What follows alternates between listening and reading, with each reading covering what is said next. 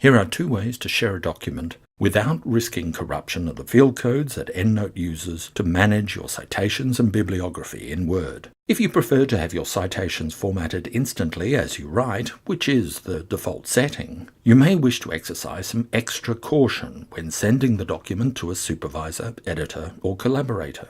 Normally it's not necessary to worry about the field codes, and even in the majority of cases where everyone's using Microsoft Word either for Windows or Mac, there is rarely a problem moving between colleagues. However, if anyone opens your document in a word processor other than Word, this can disrupt the field codes. Some users have reported corruption which they've attributed to Word's track changes function, although this is not the norm.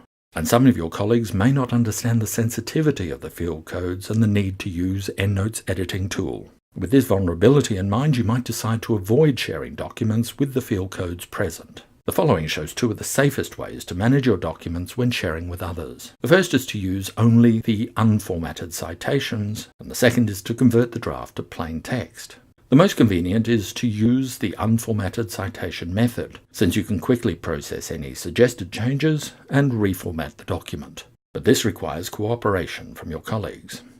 They will need to agree to forego seeing a bibliography and to the citations not being properly formatted.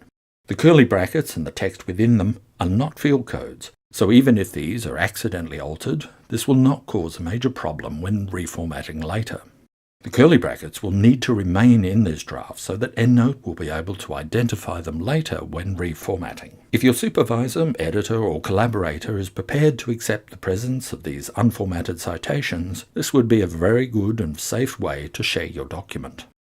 If necessary, you can create a manual bibliography.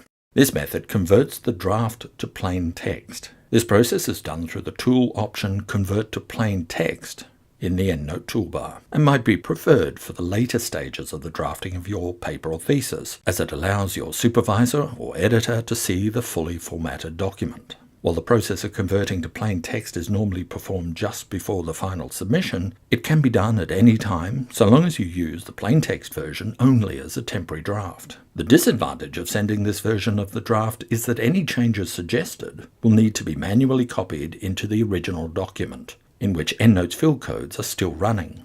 The plain text version should then be archived or deleted, as it can no longer be formatted by EndNote. The process of generating a plain text version is so easy to perform that you may wish to run it and then copy and paste the plain text bibliography into the draft produced by the first method, and then simply delete the generated version. These are ways that you can be extremely cautious about possibilities that shouldn't occur, and many people share fully formatted documents without any corruption to EndNote's field codes. No matter which approach you take, the best option is always to keep all documents and files carefully backed up.